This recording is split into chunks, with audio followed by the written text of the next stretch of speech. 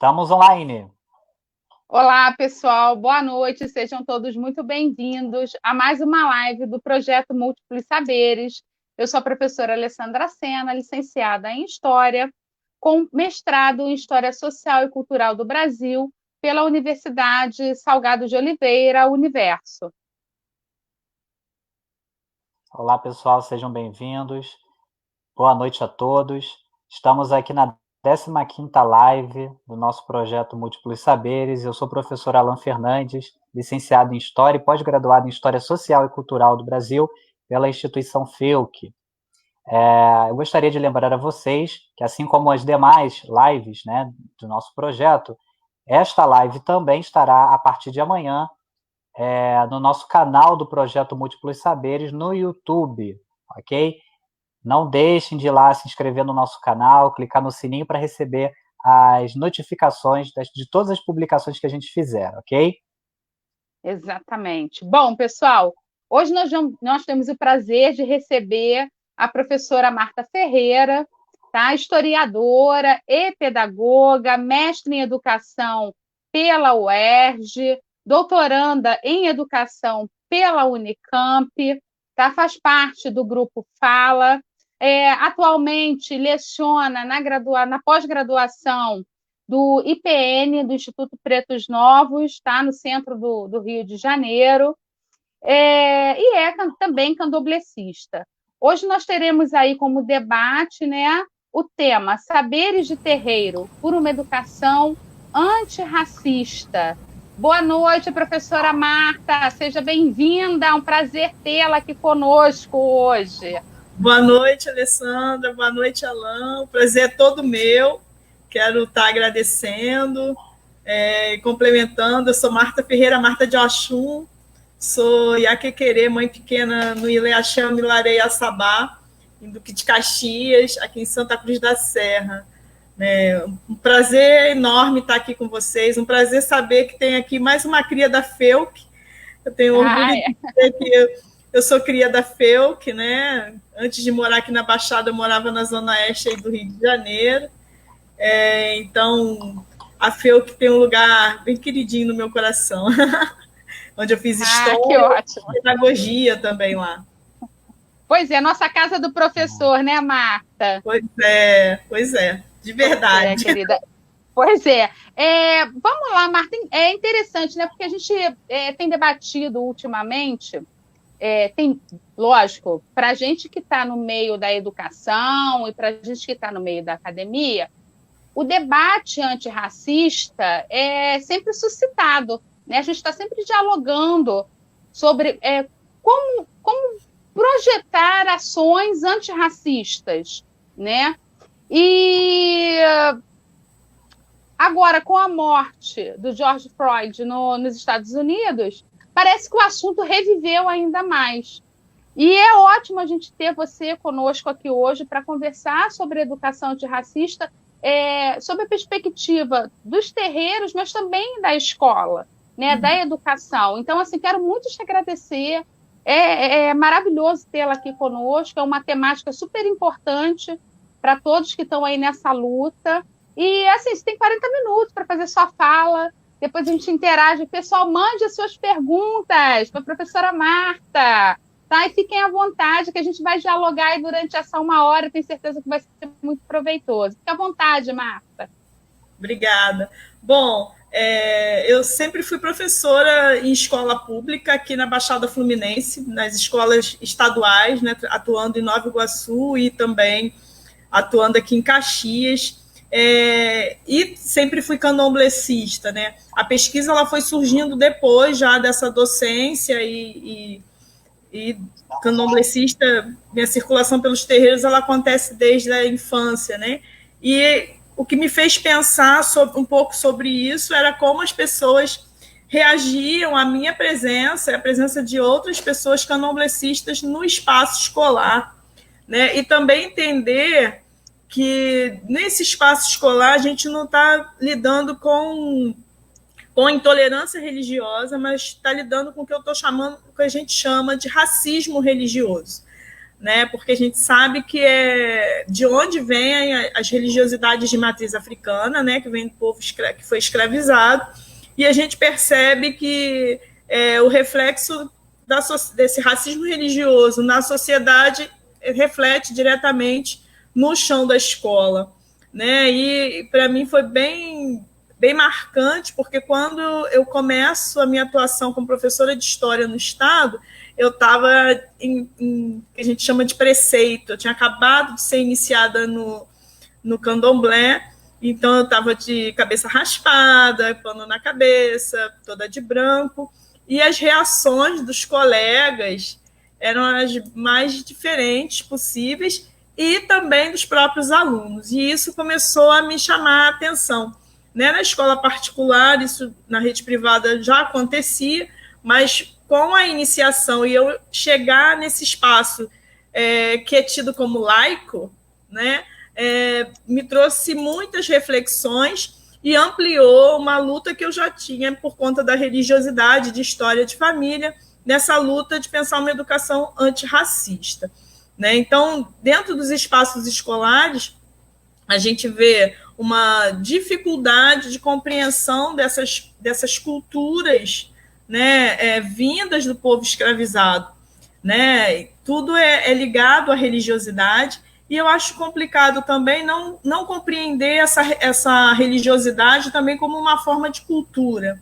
Né? A pesquisa que eu desenvolvi no mestrado, ela gira justamente em torno disso, de pensar que o terreiro ela tem uma educação própria.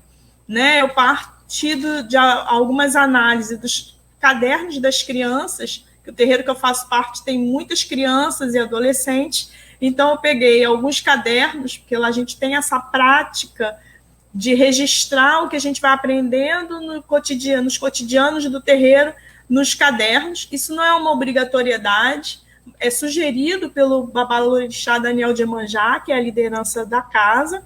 Ele sugere que no momento ritualístico de iniciação você já recolha, né, como a gente fala, já com um caderno para ir registrando. E o que me chamou muita atenção nesses registros foram as formas que as crianças e adolescentes organizavam esses conhecimentos nos seus cadernos. Né? Textos com uma riqueza gigantesca, não só alfabéticos, né, mas com colagens, com folhas, com penas, e a riqueza de conhecimentos que esses rituais produziam, com relação a respeito à natureza, reconhecimento do próprio corpo, autocuidado, nutrição, enfim, uma gama de conhecimentos, e que quando a gente chega na escola, a gente vê uma não valorização e até um não reconhecimento desses conhecimentos que são produzidos no espaço do terreiro. Então, foi a partir desses cadernos que eu comecei a desenvolver essa pesquisa e chamar cada vez mais atenção por conta desse racismo religioso que essas crianças e jovens sofrem nos espaços escolares, e até mesmo alguns professores, alguns colegas docentes que também se escondem, assim como os alunos, não se apresentam como religiosos de matriz africana para evitar problemas com responsáveis, problemas com equipe de gestão, problemas com colegas. Então, quando a gente tem, em 2003, né, a homologação da lei, da 10.639, a gente comemora, mas a gente tem um outro problema, que é a implementação dessa lei. Né? A forma como essa lei é trabalhada, ela ainda acaba reforçando essa educação antirracista. Por que eu digo que ela reforça essa educação antirracista? Porque a gente vê, de um modo geral, é claro que existem exceções aí, né? Mas a gente vê, de um modo geral, a lei sendo trabalhada como projetos. Né? História, cultura e literaturas africanas, elas não são inseridas na matriz curricular das escolas. Elas são trabalhadas pontualmente em projetos, em culminâncias ou em meses específicos, né? Como maio, como novembro. Né? Você não vê uma continuidade ou uma inserção na matriz curricular dessa legislação, né? Quais são as políticas públicas que incentivam a implementação efetiva da Lei 10.639 e depois da 11.645, que vai incluir, né, as civilizações indígenas aí na lei também, né? Então, eu acredito que não é só a legislação que vai dar conta de minimizar o racismo existente dentro da escola. Para a gente pensar numa educação antirracista, a gente vai precisar rever esses currículos escolares, a gente vai precisar rever o que a gente entende por produção de conhecimento, o que a gente considera conteúdo nessa matriz curricular, né? Porque o que eu vou percebendo é que existe uma produção, e é um pouco o que eu estou tentando discutir agora no doutoramento, que existe uma produção de conhecimentos específicos dentro do espaço do terreiro, né? E de que forma esses conhecimentos eles são aproveitados, trabalhados, desenvolvidos em outros espaços, já que para a gente que professa a fé, né, a religiosidade de matriz africana, para a gente não está só no aspecto religioso, para a gente é um modo de vida, são os nossos modos de vida. Eu falo modos de vida porque a gente sabe que existem vários candomblés, né, de denominações diferentes, com práticas diferentes, com produções de conhecimento diferentes também. Então, é um modo de ver o mundo. E aí, quando você chega para além dos muros do terreiro, onde é que você encontra espaço para valorização e reconhecimento desses conhecimentos, desses saberes, que são saberes de povos tradicionais, né? Então, a gente o poder da lei não é o suficiente para a gente dar conta de uma educação antirracista, né? Essa é uma das grandes discussões que a gente tem tido, principalmente a gente que está mais próximo das escolas e das licenciaturas, né? Pensando aí nas licenciaturas também, né? Na obrigatoriedade de história da África, de disciplinas ligadas à educação étnico-raciais, até que ponto essas licenciaturas estão tendo acesso a essas disciplinas, e o que é mais importante, de que forma onde essas disciplinas são trabalhadas ou são oferecidas, de que forma essas disciplinas são oferecidas também, né? Que eu acho que é uma outra discussão para se pensar a educação antirracista. Se a gente tem lá a disciplina História da África, mas o ponto de vista ou as indicações, referências bibliográficas que a gente tem para essa licenciatura são aquelas com uma visão totalmente eurocentradas, uma leitura de história, de filosofia, de geografia, do continente africano, mas uma leitura eurocentrada, isso também não faz muito efeito, né? Como é que você vai compreender o que acontece na diáspora, que eu acho que é importante, né? O que acontece aqui na afrodiáspora, se você não compreende a partir da perspectiva do próprio continente africano? Eu acho que essa é uma grande preocupação, né? Assim como nas escolas, não adianta você ter nos livros didáticos estudar alguns países africanos, mas sob que perspectivas? Né? De que forma esses países estão sendo apresentados, estão sendo lidos, na verdade? De que forma está sendo feita a leitura a construção desses conteúdos que vão ser apresentados para esses alunos? Então, essa preocupação, eu acho que faz parte de todo esse contexto para se pensar uma educação antirracista, desde a educação básica até o ensino superior e a pós-graduação também. E aí chega nas nossas pesquisas, né? Eu já vi aqui que tem algumas pessoas que estão fazendo... a pessoa já está perguntando aí.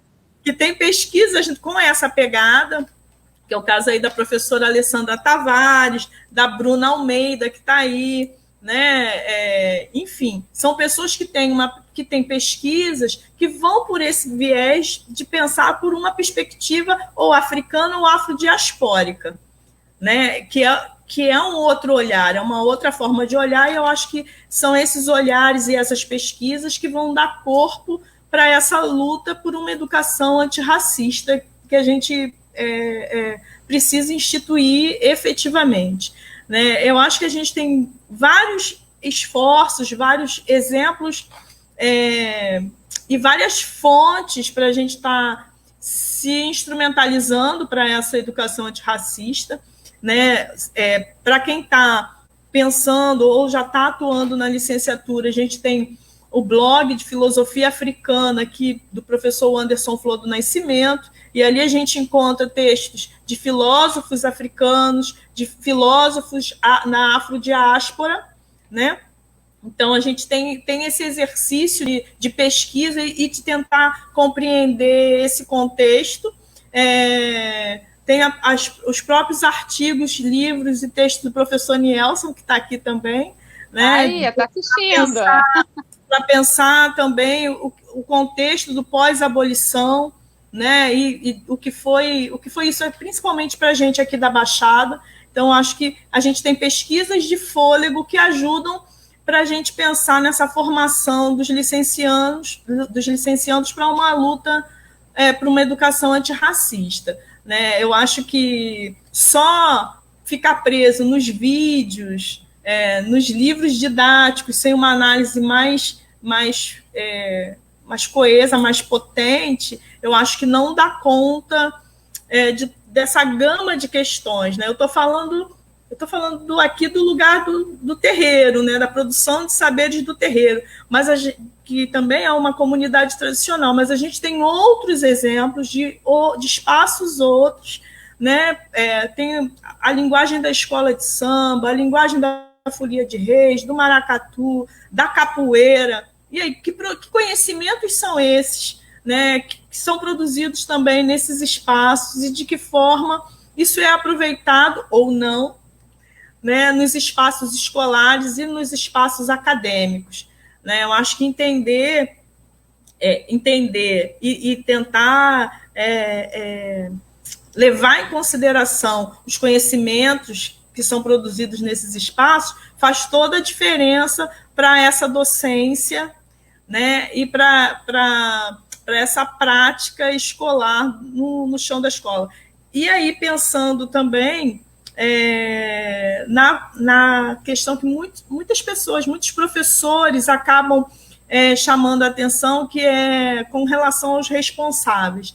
Eu acho que a partir do momento em que você consegue mostrar para os responsáveis que você não está falando só da questão religiosa, mas que você está falando de uma questão de cultura ou de culturas, que você está falando de conhecimentos, de produção de conhecimentos que fazem parte dos nossos cotidianos, né? Eu costumo falar isso.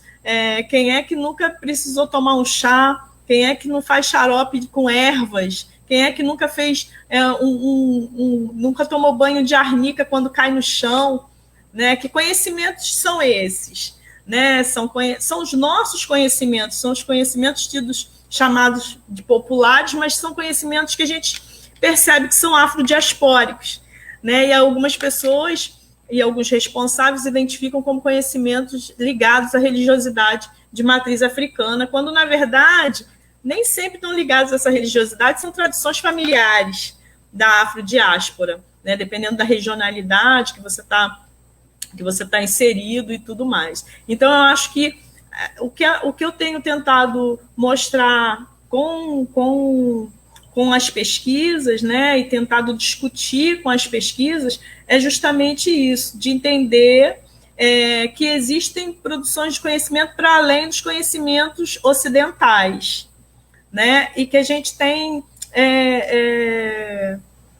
dentro da escola, a gente tem esses alunos, principalmente os alunos, que estão ali com um potencial gigantesco, com conhecimentos riquíssimos e que ficam em silêncio, se escondem o tempo inteiro dentro dessa escola, não se apresentam como praticantes de religiosidades de matriz africana e muito menos apresentam seus conhecimentos, né, que é uma pena. Um exemplo que eu tenho, que eu sempre falo, é quando eu vou conversar com as crianças e com os adolescentes, e eu vejo eles extremamente felizes no espaço do terreiro, brincando, produzindo seus textos, suas narrativas, e quase todos eles me respondem que eles têm muita dificuldade em redação na escola. Qual é a sua redação? Eu tenho dificuldade em redação. E aí eu fico pensando, né? Que dificuldade é essa que a gente vê na escola e que nos cadernos deles essa dificuldade não aparece?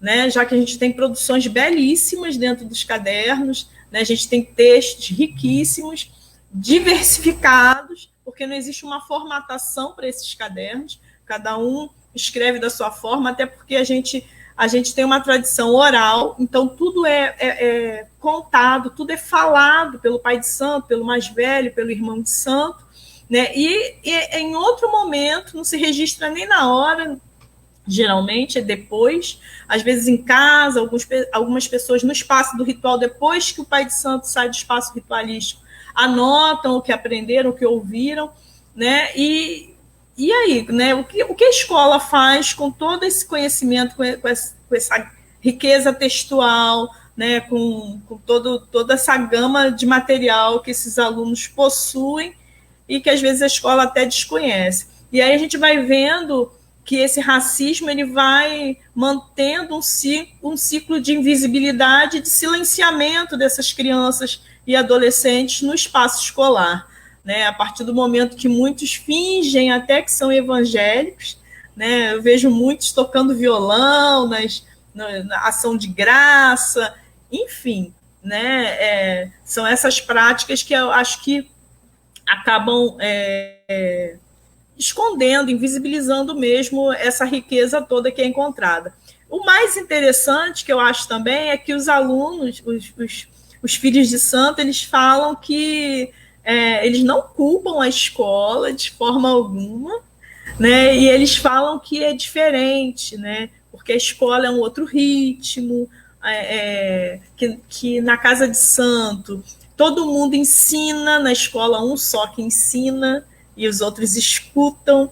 Então eles compreendem que a dinâmica da escola é diferente da dinâmica do terreiro, mas se ressentem também.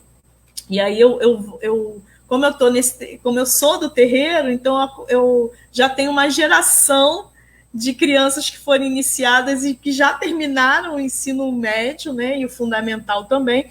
Então eu estou tendo a oportunidade de acompanhar esse processo. Então eu tenho falas de filhos de santo, de crianças, que eles comentam que na escola só falam de uma cultura só e que ficam muito presos nos livros didáticos. E aí, como eu sou da área da história, né, eu vou pensar o ensino de história e tentar conversar com alguns professores de história também. E é bem interessante porque essa escola ela tem crianças, adolescentes do terreiro, né, e eu estou lá nessa escola, e tem os professores de história ali juntos, e não bate, né, o que um fala e o outro fala, né, porque uma parte eu só consegui entrevistar de história 3 professores, e um professor fala que ele nem percebe racismo religioso dentro da escola. E olha que aqui em Santa Cruz da Serra a gente tem uma concentração gigante de terreiros, né, de religiosidades de matriz africana, de umbanda, candomblés, umbandas e candomblés, né? Então eu reconheço, identifico muitos dos alunos como praticantes, né, mas eles nem sempre se mostram, mas eles falam que os professores ficam muito presos de história, muito presos ao livro, que falam de uma cultura só, que os livros falam de uma religião só, que eles podiam falar de outras religiões. Então, existe um questionamento por parte dos alunos e que eles sofrem, sim, racismo religioso e que eles criam, e aí eu chamo de estratégias de empoderamento, porque eles criam táticas para passar por esse espaço escolar. Um deles me conta que na escola, tem um grupo junto com ele de mais 6, ele já nem está mais nessa escola, mas tinha um grupo com mais 6, contando com ele 7, que eles decidiam para quem eles contavam que eram do candomblé ou não. Ah, fulano dá para contar. Não, Beltrano, não vamos contar para ele, não vai aceitar bem. Um outro ponto também que chama atenção é de um menino que estudou do 6º ano até o 1º ano nessa escola.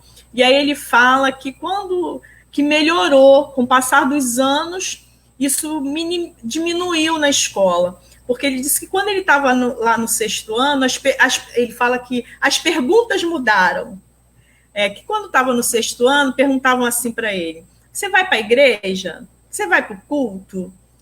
E agora pergunta assim: você vai para a praça? Você vai para o baile? Então as perguntas mudaram porque a faixa etária mudou, os interesses também mudaram. Então ele acha que o espaço para ele, naquele momento, estava melhor, né? Porque ele não precisava ficar se justificando que não ia para a igreja, que não ia para o culto, né? Então, para ele, aquele espaço está melhor, né? Mas chamar atenção, né? E para a questão do livro, é que eu achei extremamente interessante, né? Do livro de história, né? De perceber que aquele livro não contemplava a cultura e a religiosidade que ele estava ligado, ou outras culturas e outras religiosidades, que o foco era uma só. Isso é bem interessante. Quando a gente conversa com alguns professores, a gente escuta que nunca presenciou a questão do racismo religioso dentro da escola,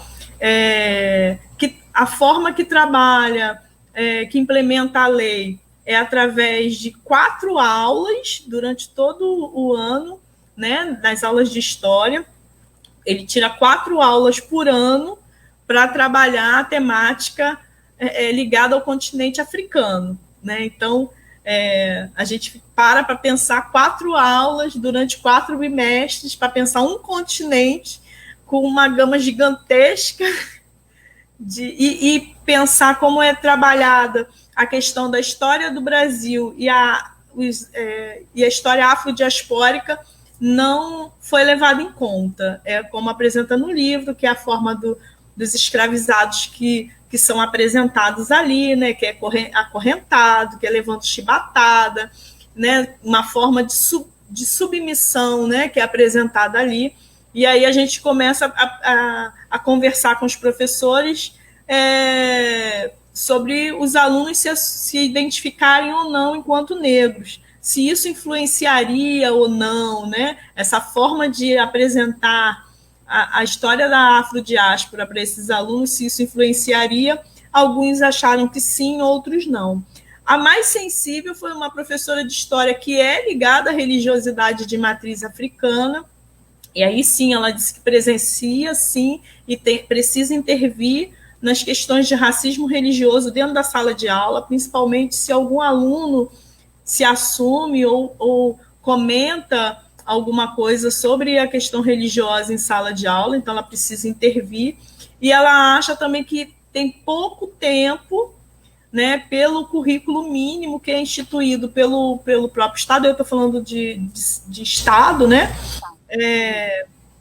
Que é pouco tempo para se pensar história africana e na afrodiáspora também, né? Que o tempo é extremamente reduzido, que não dá conta da riqueza. Então, ela tem essa consciência e sente falta de ter um apoio maior para poder dar conta dessas questões, né? Então, para a gente pensar uma educação antirracista, principalmente, aí eu estou falando de onde eu me localizo, que é a escola pública, a gente precisa não só, não acho que seja a formação do professor, mas eu acho que precisa de uma política pública mesmo, efetiva, né, e batendo de novo na tecla da política efetiva para a implementação da lei, né, porque a legislação a gente já tem, né, mas e aí? Como é que a gente coloca isso em prática nas escolas?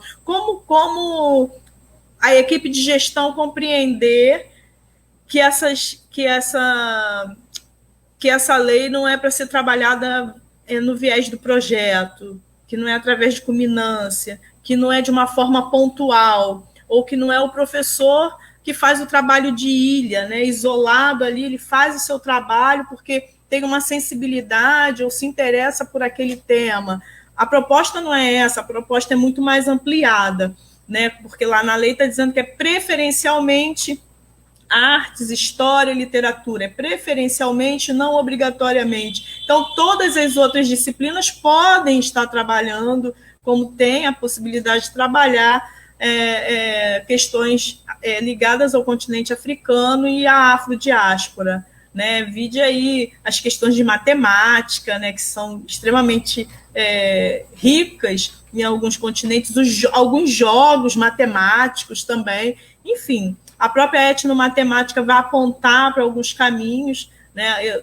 A minha orientadora ela é da área da etnomatemática também, então ela traz essa proposta da gente pensar esses jogos, né, de alguns países africanos, porque eles não são utilizados nas escolas, outros são os utilizados. Então, acho que pensar um pouco a partir dessa perspectiva, desse ponto de vista, eu acho que é importante. Eu acho que é importante também pensar que quando a gente está falando de afrodiáspora, de educação antirracista, a gente não pode esquecer que a gente está falando dessas religiosidades de matriz africana e desses candomblés e umbandas, entendendo esses espaços como espaços de resistência, né? Acho que isso não pode ser perdido de vista, né? Que são espaços, além da questão da religiosidade, são espaços que têm uma lógica outra, que não é essa lógica ocidental de entender, interpretar o mundo.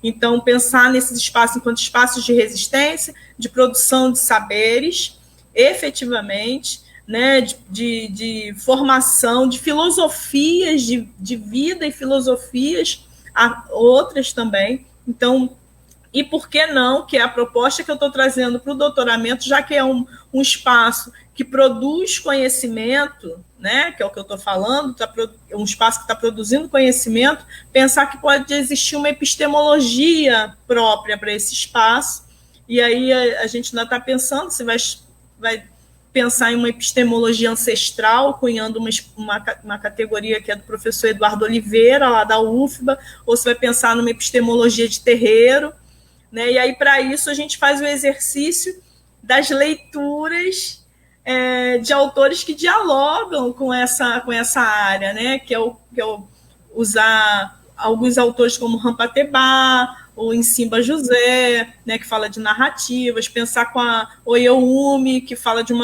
uma matripotência, né, para poder, e aí isso me ajuda a pensar os terreiros, de como a maternagem, ela produz um conhecimento também dentro do terreiro, né, que não está ligado tanto à questão de gênero, mas de atitude dentro do terreiro. Enfim, então tem uma gama, e fora os daqui também, né, que é o Muniz Sodré, com Pensar Nagô, que eu acho que é o que está me ajudando bastante nessa construção, né? E as estratégias de empoderamento que a gente também vai usando nos espaços da escola, né? Se você trabalha numa sala de leitura, puxar os nossos livros para frente. Pois né? Que são vamos trazê-los. Né? A gente vai colocar mais para frente. Se a sala de leitura tem o nome de um cara racista, a gente vai desconstruir quem é esse cara, por que tem que ser esse nome, né? Vamos apresentar para os alunos quem foi essa pessoa. Enfim, eu acho que ir um pouco por esse caminho, esse exercício, e a gente vê muitos professores no esforço também de dar conta dessas questões, né? Mas tem que remar muito, e muito forte. Poxa, muito. Para poder dar conta. Muito. Ô, Marta, é interessante porque, assim, você tem a mesma origem de formação que eu e o Alan, e o ano que eu entrei na instituição já passou a graduação a ter obrigatoriedade de uma disciplina sobre história da África, e isso foi muito bom para mim, porque outros colegas não tiveram né, essa oportunidade, tiveram de fazer eletivas, né, correr por fora, como a gente chama. Só que mesmo assim eu ainda sentia muita falta de saber mais. Eu sentia muita falta. E aí eu passei por um processo seletivo de uma pós-graduação no Colégio Pedro II, em ensino de História da África. E assim, foi excepcional, porque eu acabei tendo contato com leituras que eu não tinha tido, que eu não conhecia, né? E foi fundamental para a minha formação enquanto docente, né, para a sala de aula da educação básica. Porque a partir dessas leituras a gente começa a ter essa percepção de olhar. Então, dizer assim, o professor não, ele é despreparado. Não, o professor ele está sempre buscando mais conhecimento e levando conhecimento para as nossas salas de aula, sobretudo da educação básica, né? E isso é fundamental. Outra questão só que eu queria colocar, antes da gente passar, estamos cheios de perguntas para você, Marta, cheias. Que bom! Em relação, por exemplo, o meu filho do meio, ele é da rede, né, da rede estadual. E aí ele chegou em casa, mãe, ensino religioso. Eu falei, calma aí, ensino religioso vai ser o quê? Porque se for só catolicismo e só protestantismo, você não tem que fazer ensino religioso. Né? E aí ele chegou, não, vai ter que escolher um. Eu falei, escolher um não, aguenta aí. Aí, sabe como é que é mãe professora, né? Mãe professora vai para a porta da escola. E aí eu cheguei na direção da escola com a querida Adriana. Falei com ela, Adriana, como é que é isso? Tem que escolher uma? Não. Se não for para ensinar todas as que a gente conhece, ele não faz. Porque qual o sentido de ensinar duas? E o candomblé? E a Umbanda? Né? E o muçulmano, o Islã? Né? E o hindu? Vai ficar de fora? Como é que funciona isso? Porque a gente optou por essas duas porque são a maioria. Eu falei, tá, mas calma aí, o resto? Então teve briga na escola. Por fim, é só um pequeno relato, mas, Alan, a gente tem várias perguntas aí para Marta, né? Inclusive da nossa querida Alessandra Tavares, que eu espero tê-la aqui conosco em um momento próximo. Vai ser ótimo. Com a pesquisa dela, que é excepcional.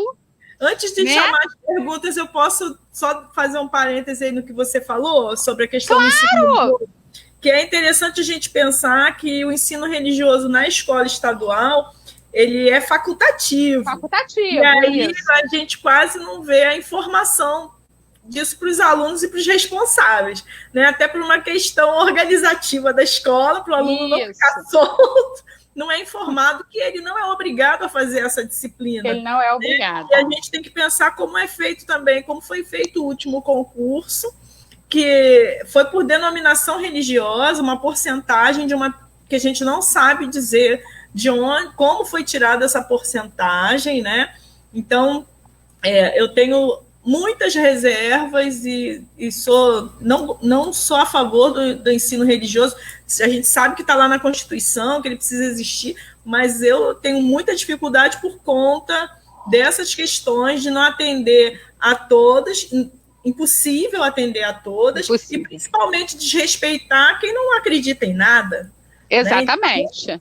Né? Só um parênteses. Pois é.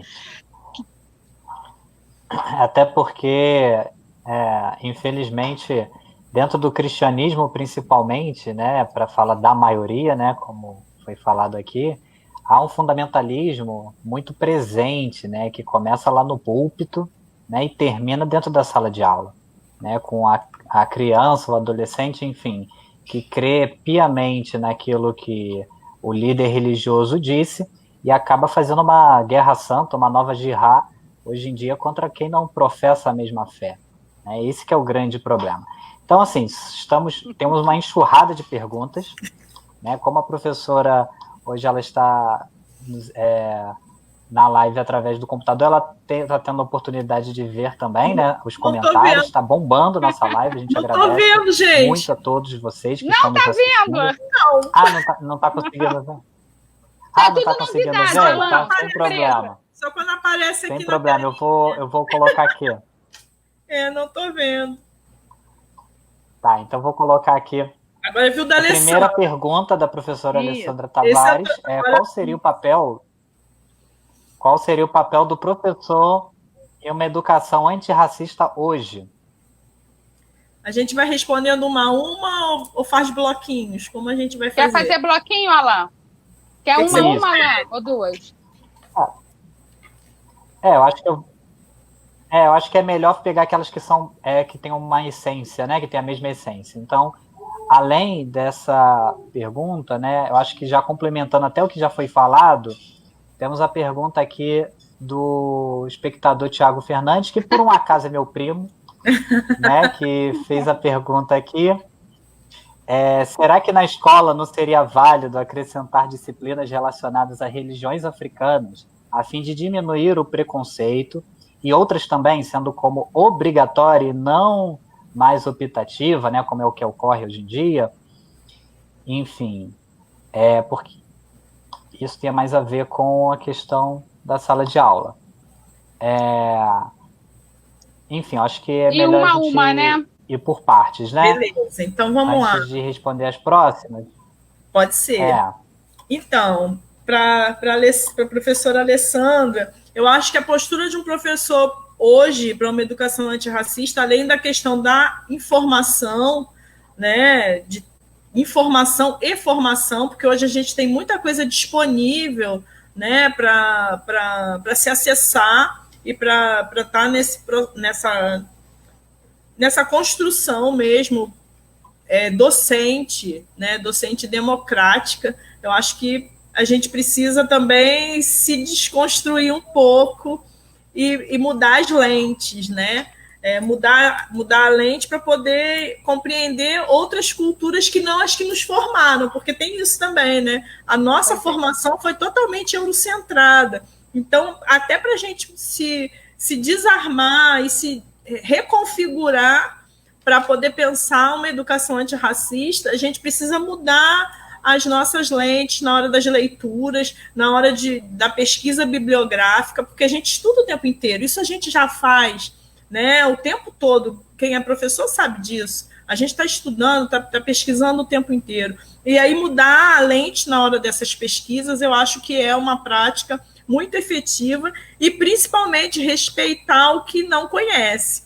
Porque acho que o grande problema do racismo religioso é o desconhecimento do que são as religiosidades de matriz africanas, né? Porque a propaganda que fizeram e fazem dessas religiosidades por séculos são as piores possíveis. Então, as pessoas desconhecem a filosofia, os modos de vida, né, as suas práticas respeitosas com a natureza e tudo mais. É um desconhecimento que acaba gerando um racismo, né, um racismo religioso. Então, a gente precisa se desarmar, tentar conhecer. Eu acho que os professores que abrem as escutas para esses alunos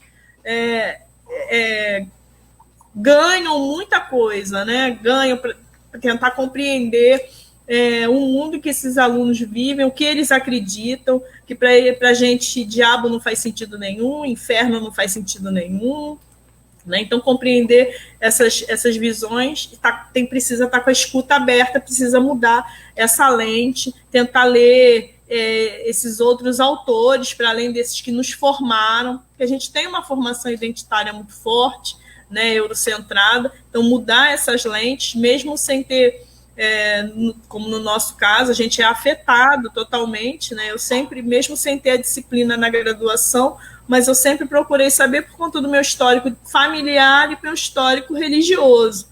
Então, eu sempre busquei as histórias, né? Busquei outras fontes, mas mesmo sem ser tão afetado, sem estar tão implicado, eu acho que todo professor, todo docente precisa estar atento a essa diversidade que a gente... É claro que a gente nunca vai dar conta de todas, né? Mas a gente precisa estar, pelo menos, com essas escutas abertas e atento a esses referenciais teóricos que a gente precisa utilizar para dar conta dessas questões. Não sou a favor de implementação de disciplina nem da minha religião, de verdade. Eu acho que não tem que ter. Acho que não tem que ter. Né? Eu acho que a gente tem que estar aberto para compreender. né, para compreender o que são as demais religiosidades, né? Mas eu acho que não tem que ter. Isso é uma coisa que você está aprendendo nos seus espaços, com a sua família, né? É claro que a gente carrega isso para onde quer que a gente vá, mas eu não tenho que ensinar. Não sou obrigada, né, a ensinar o que é candomblé, né? Mas eu acho que as pessoas têm que estar abertas para perceberem as filosofias de vida que a gente carrega como qualquer outro. Eu acho que implementar disciplinas de determinadas denominações religiosas não é a solução. Não acredito que seja a solução, de verdade. Até porque poderia criar uma resistência muito maior, né, um incentivo à violência, por exemplo, né, porque acaba acirrando os ânimos, né? A gente sabe como que isso é difícil, principalmente, por exemplo, no ensino médio com relação aos adolescentes, né? Sim. Em que os hormônios estão à flor da pele, misturado isso a toda a questão psicológica, né? Porque, bem, se eles não fizerem aquilo que Deus pede, né? Aquilo que o líder religioso diz que deve ser feito, eles estariam em pecado contra Deus, então jamais pode se ficar em pecado contra Deus. Então, tem todas essas coisas têm que ser colocadas no papel, né? Porque não basta somente a questão da prática, né, mas buscar também como que a pessoa que está praticando, qual é a teologia que ela segue, né, qual é a epistemologia, né, para se aplicar numa situação dessa, se a gente não consegue viver na plena paz de todas as religiões, né, e a escola é uma mini sociedade, né, um exemplo da sociedade, né? Então, é bem interessante. A professora Alessandra Tavares. Pode falar, professora, pode falar. Eu estou lembrando de uma adolescente lá do terreiro que ela estudava na mesma escola que eu trabalho, e eu ando com fio de conta, eu ando com a lacapa na cabeça e tudo mais, e aí os alunos começaram, nossa, mas o que será aquele cordão que ela usa? E aí ela começou, não, aquele cordão a gente chama de fio de conta, é de tal orixá. E aí as pessoas começaram, mas como é que você sabe? E aí ela começou a dizer, eu sou candomblessista. E ela conta que ela perdeu alguns amigos, né, por conta de dizer que era candomblessista, e outros ela continuaram, perguntaram se ela era feliz. Você é feliz? Né? Sou feliz, eu gosto. E aí continuaram, e ela fez a análise de que quem se afastou dela não era amigo dela de verdade, né? E quem continuou que valia a pena cultivar a amizade, né? Então isso é bem, bem forte, né? Marta, interessante essa fala da aluna. Eu, quando era garota, criança, e olha que isso tem bastante tempo, hein? A minha mãe era candomblessista. E no momento da vida dela, a gente precisou ir morar num terreiro, né, que nos acolheu num momento de muita dificuldade. E na rua, eu não tinha colega, eu não tinha coleguinha da rua, porque eu era macumbeira, né? Então, assim, todas as crianças brincando na rua, e as mães falavam para os filhos, não brinca com aquela menina, que aquela menina é macumbeira. Ela mora no centro, onde tem o diabo. Né? E aquilo você vai levando para a sua vida, e é lógico que no decorrer do tempo você deixa isso para lá, porque a vida segue, né? E depois que eu comecei a estudar história, e fiz essa pós-graduação em África, em ensino de história da África, eu fiquei pensando assim, caramba, como foi uma experiência que, mesmo eu era ainda bem pequena, eu ainda lembrava disso com muita clareza, né? Porque essa forma de agressão, essa forma de fala, e perceba, não era de uma criança para outra, né? É de um adulto que está dizendo para uma criança que a outra criança não presta porque ela é macumbeira. Então, você ter que a todo momento, agora, enquanto nós, professores, estamos dizendo para os nossos alunos, olha, é necessário respeitar a religião do outro. Primeiro, é necessário conhecer a religião do outro. Porque a partir do momento que você conhece, você vai ter o respeito pela religião. Acho que isso é muito importante a gente entender. Mas como é que isso ainda estava lá no meu subconsciente, sabe, Marta? Tanto tempo guardadinho. E hoje, para mim, é tão claro que não era a culpa do colega que não queria brincar comigo, é o adulto que fazia com que eu fosse lá a menina macumbeira que morava no centro de Macumba, sabe? Então continua se repetindo, né?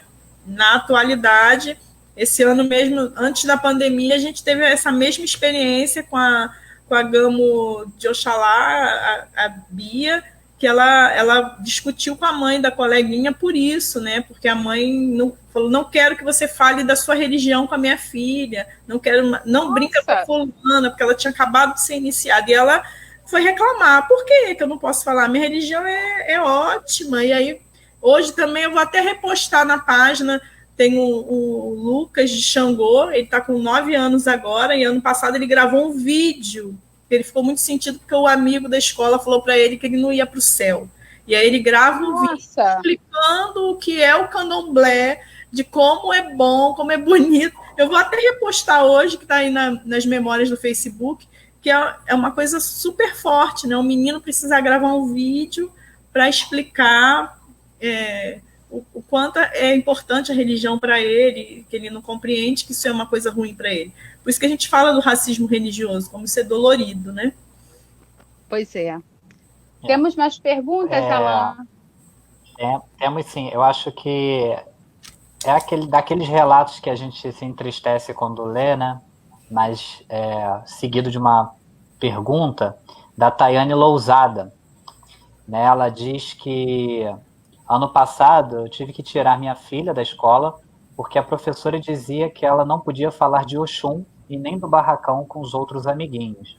Minha filha tinha 5 anos de idade e estava cursando o pré-1. Minha filha é iniciada há 2 anos. Ela chegou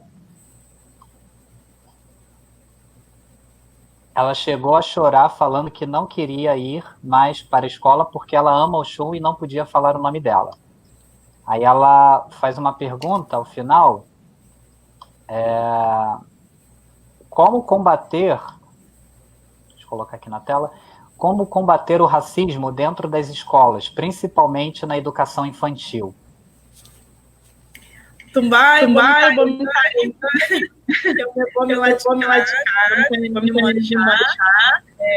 A Dofona Tatá, que é a filha dela, ela que faz o ateliê Dona Sete, que faz minhas roupas, os meus panos de cabeça, da Ibome Tayane.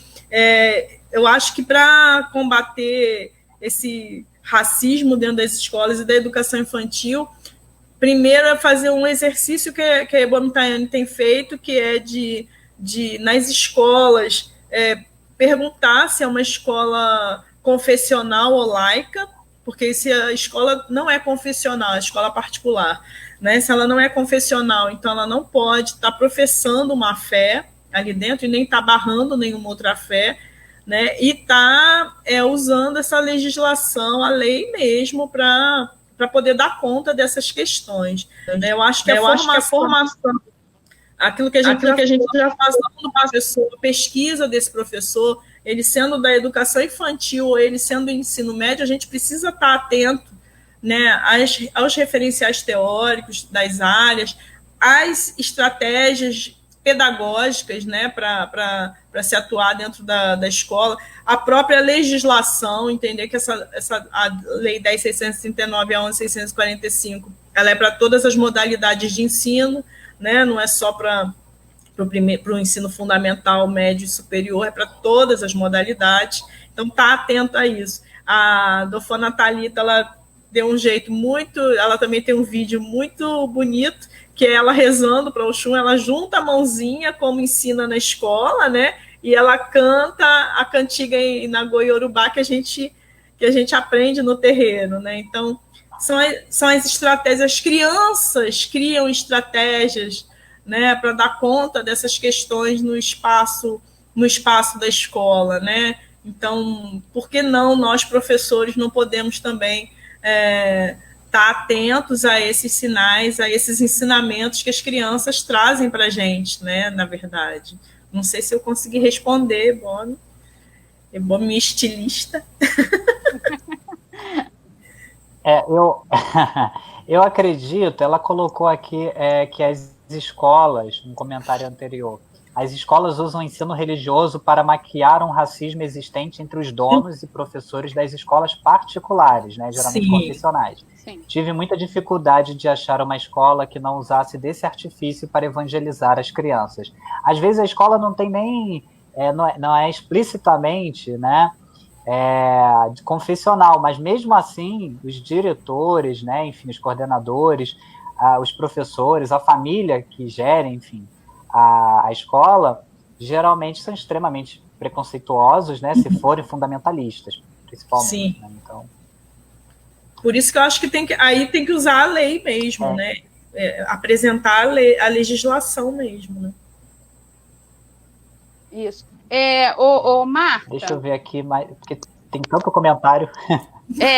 Caramba, o pessoal está super participativo hoje. E assim, eu quero aproveitar para agradecer a todos, né? Que estão aqui nos assistindo e que estão aqui deixando os seus comentários, suas perguntas. Acho que isso é muito importante para o crescimento do nosso projeto. Gente, vamos lá. Marta, é interessante a gente pensar nessa educação antirracista, a gente pensar na escola como um ambiente racista. A Djamila diz isso, né? A Alan está até com o livrinho da Djamila lá atrás, ela dizendo que a escola é um ambiente extremamente racista, né? E, por vezes, muitas crianças só sofrem o primeiro racismo da vida dentro desse ambiente escolar, né? Lógico, não existe fórmula mágica, tá, Marta? A gente tem consciência disso. Mas quais os caminhos que a gente poderia trilhar, né, para se pensar nessa diminuição desses atos racistas dentro da escola? Muita coisa, lógico, já foi falada aqui no decorrer, não existe fórmula mágica, mas a gente pensar o que a gente poderia fazer para melhorar isso, né? Porque, assim, às vezes não é só aplicar a lei, porque às vezes a gente chega com a nossa lei embaixo do braço e, como o Alan colocou, se você tem um dono de escola, e aí a gente está falando da rede privada, dono de escola extremista, não adianta, você pode ter a lei que foi embaixo do seu braço, porque a lei ela está abaixo das questões da fé daquele indivíduo, daquele proprietário, né? E aí, como a gente, como só para complementar, e só para complementar, imagine e na própria rede pública, né? Porque há professores fundamentalistas também concursados, né? Que infelizmente acabam expondo, né? Explicitando de forma mais negativa possível a sua fé, né? Dentro da sala de aula, quando nega a fé do outro. É só para... Eu acredito que não tem jeito, embate mesmo o tempo todo, né? Não tem como. Quando eu chego em alguns espaços, por exemplo, um espaço como eu fiquei de substituta na Universidade Rural 2 anos, então eu chegar lá às sextas, toda de branco e pano na cabeça, causava um olhar de estranhamento, né, para muitas pessoas, né, a ponto de alguns alunos me perguntarem se necessariamente eu precisava ir toda de branco. E eu falar, sim, eu preciso sim estar de branco e vou estar de branco. Né? Nenhum comentário me fez mudar essa postura. A minha grande preocupação na escola, na educação básica, é a questão desses traumas que são gerados nessas crianças e adolescentes, que é muito complicado. Né? Então, a gente tem que ter embate, sim, o tempo inteiro. Acho que a gente tem que ir pela lei, sim, né? De fazer devolver até o dinheiro. Você me falou que era laico, que não era confessional, então me devolve o dinheiro da matrícula, de uniforme, isso aí para a rede privada. Tem que fazer isso mesmo, não vai mudar, assim, e os pais têm um consenso, tem um acordo tácito ali entre os responsáveis e a gestão, beleza? Então me devolve tudo, porque você mentiu para mim quando eu falo falou que era uma escola não confessional, né? Na rede pública, a gente tem os embates o tempo inteiro também, e hoje, racismo religioso é crime, gente, né? Então, denunciar mesmo, né? Sentar com a equipe de gestão e falar às claras, né? Na minha frente, ninguém na escola me chamou de macumbeira, mas já chamaram perante uma turma que tinha alunos do terreiro que eu faço parte, né? Lá vai a macumbeira da escola. E aí a aluna se sentiu constrangida, mas chegou no terreiro e comentou. Claro que aí um comenta para o outro, mas não fala paiá, porque eles sabiam que eu ia lá reclamar, claro, né? Protegi a menina, não falei o nome do docente, mas fui falar e propor que, ao invés de ter atividade só para os alunos, né, que é no mês da consciência negra, que tenha atividades de formação para esses professores também, né? Eles precisam ouvir, precisam estudar também, né? E ouvir o que a gente produz, né? De pesquisa, o que a gente produz de teoria, que existem teorias ali dentro, que existem produções que precisa ser respeitado, né? A minha formação é assim que eu aprendi, tudo bem, mas você precisa respeitar, senão a gente denuncia mesmo para a polícia. Racismo religioso é crime, tem um canal, eu não estou com o número aqui à mão, mas tem um canal que você liga para denunciar crime de racismo religioso, ou intolerância religiosa, como é chamado, né? Então, eu acho que não pode deixar passar, né? Não dá mais para deixar passar, né? Porque, ainda mais nos tempos que a gente está vivendo, né? Que a violência está gratuita, né? E o cuidado que a gente precisa ter com essas crianças e adolescentes, né? Tem várias pesquisas que mostram isso, crianças dizendo que preferem dizer que estão doentes quando chegam de cabeça raspada e não assumir sua religiosidade, né? Lá no terreiro a gente ainda não passou por isso, que bom, né? Porque as crianças, eu acho que isso também é muito importante, né? A religiosidade fazer sentido para essas crianças e jovens, né? Eles compreenderem o que eles estão fazendo no espaço do terreiro, aquele movimento que é feito ali dentro faz sentido para eles, eles compreendem aquilo. Então, eu acho que isso também ajuda nesse fortalecimento, quando a Gamo Bia vai lá e discute com a mãe da coleguinha, quando o Ebome Lucas, quando o Lucas de Xangô pede para gravar um vídeo para explicar a religião dele.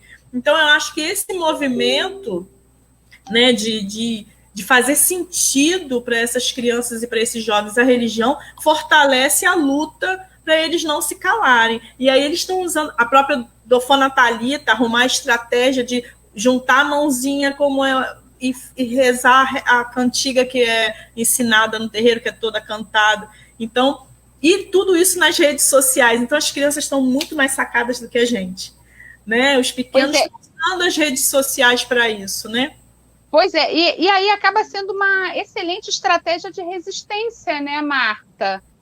Para demonstrar que há o lindo, há a fé, né? Há a esperança em coisas boas, a produção do divino, do que é lindo, do que é belo. E são práticas de resistência extremamente importantes. Eu lembro que na época dessa pós-graduação eu li um texto de crianças em idade escolar, em vários segmentos da educação básica, e muitos deles diziam, olha, eu tenho... não vou com os meus filhos de conta, sexta-feira, né, eu evito, justamente porque tem ainda essa questão do racismo religioso praticado dentro das escolas. Mas como as crianças, e aí a sacada, as crianças são fantásticas, né? Elas percebem coisas que a gente está longe de perceber. Se apropriar desses espaços de conexão, por exemplo, que é a internet, as redes sociais, para se mostrar aí dentro das suas lutas de resistência total a tudo isso, né, Marta? Eu acho que isso é excepcional e não pode parar. A gente precisa incentivar cada vez mais as nossas crianças nas nossas salas de aula, né, que elas se apropriem desses espaços, né, e não tenham vergonha de de bater no peito e dizer, olha, essa é a minha fé, é a fé que eu professo, é o que eu sigo e é o que eu acredito. Você precisa respeitar isso? Sim.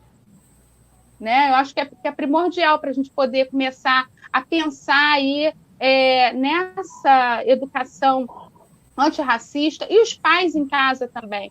Né? Explicar para a criança, olha, o respeito é fundamental, porque sem respeito você realmente não vai ter um objetivo e tal.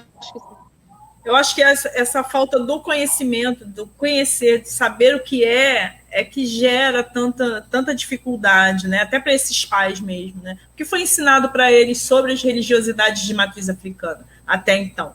A gente não pode esquecer que é uma religiosidade que vinha de um povo escravizado e que precisava se justificar, tratar aquele povo da forma como era tratada, né? Que era desumano. Né? Então, acho que esse contexto histórico também precisa ser explicado. Precisa, sim, eu acredito. Precisa ser explicado. Para trazer para um tema atual, né? Acredito eu que a gente pode fazer uma analogia, né? Com as fake news. Como a gente lidar com essa situação quando os pais desses alunos, né? Que acabam reproduzindo, a gente tinha conversado isso há pouco tempo, né, Alessandra? O aluno, a criança, né, o adolescente, ele acaba reproduzindo aqueles preconceitos do seio familiar, né? Na escola, né? Nos seus ambientes de sociabilidade. E aí, como lidar com essa situação quando a maior parte das informações, na maioria delas fake news, com relação às religiões, principalmente de matriz africana, são dadas por aquela pessoa que se diz inimiga mortal dessa religião, que é o pastor, é o padre, enfim, e outros líderes religiosos, né, fundamentalistas. Então, é bem complicado, né? Sim, porque são pessoas de confiança para eles, né? As lideranças religiosas. Exatamente. São pessoas ungidos, né? Ungidos, representantes de Deus. Então, é complicado. Bem complicado, sim. Marta, eu quero, assim, muito agradecer a você pela sua participação, disponibilizar essa 1 hora do seu tempo, e passa rápido, né, porque o papo é gostoso, e assim, é mais uma aula que a gente tem aqui no projeto, então quero já deixar aqui aberto para você um futuro convite para que você venha, né, com uma outra temática para conversar com a gente, ou ampliar esta, né, que é importantíssima para a gente nesses tempos tão difíceis que a gente está passando. Te agradecer muito, e assim, foi um prazer enorme. Lembrar só para o pessoal que amanhã essa aula vai estar na página do YouTube do Projeto Múltiplos Saberes. Dá uma clicadinha lá, gente, curte, compartilha, ajuda o nosso projeto. E assim, obrigada, Marta. Só gratidão a ti. Muito obrigada. Eu que tenho que agradecer, né? Obrigado, professora. Pelo convite, pela oportunidade. Agradecer as pessoas aqui que estão presentes, né? Acompanhando os amigos, os filhos de axé também, que estão aí presentes, né? Então, Mutumbá para todos. Né? Tu espalhou todo o dendê hoje, Marta. Hoje é dia de espalhar bastante dendê. Dia de espalhar dendê, minha amiga. Se conhecer um pouco mais da pesquisa, eu tenho alguns artigos publicados, é só digitar lá Marta Ferreira, no Facebook eu estou por aí também, geralmente quando sai algum artigo eu publico, né, no Facebook, enfim, é só entrar em contato que a gente troca figurinhas também, para quem tiver interesse em estar sabendo mais sobre o assunto, trocar bibliografias, tá? Mas muito obrigada, Alan, Alessandra, todos os presentes. Obrigada mesmo. Obrigada, Marta. Tchau, até a próxima. Agradeço, professora. Foi um prazer. Beijo, gente. Beijão. Tchau, tchau. Beijo. Bom, agradecendo aula, aí o pessoal. Né, nossa, demais. Mais um aulão. Esse pessoal que participa do projeto Múltiplos Saberes traz assim temáticas fundamentais para a gente entender, né, o nosso tempo. Agradecer aí, aproveitar para agradecer a todos que estiveram conosco até agora. Muito obrigada. Sem vocês, realmente, esse projeto não tem força, né? E é graças ao compartilhamento, à presença de vocês, às perguntas, que esse projeto está sendo realmente um sucesso nesse 1 mês e 10 dias que a gente está no ar, tá? Então, assim, muito agradecer a vocês, é isso. Alan, boa noite. Esqueci o nosso projeto Nosso espaço Múltiplos Saberes. Gente, olha só, fazer aqui o nosso jabazinho, espaço Múltiplos Saberes. No pós-pandemia, a gente vai estar lá com aulas, né, de reforço escolar, preparatório Enem, preparatório escolas militares, preparatório magistério, tá? Em Campo Grande, Estrada do Monteiro, 244, sala 213. É isso. É isso. Uma boa noite a todos. Muito obrigado por mais uma vez estarem aqui conosco nos acompanhando. Fiquem ligados que na quinta-feira nós temos o professor JJ, né, meu amigo José Jorge, que vai vir falar sobre a prisão. Vai vir falar sobre a prisão ontem e hoje, as características prisionais através dos tempos. Não percam, um tema muito importante, muito interessante. Ele é historiador e faz direito atualmente, né? Estudante de direito. Então a pesquisa dele está nessa linha aí, ok? Não percam, quinta-feira às 7 horas, tá bom? Forte abraço a todos, muito obrigado.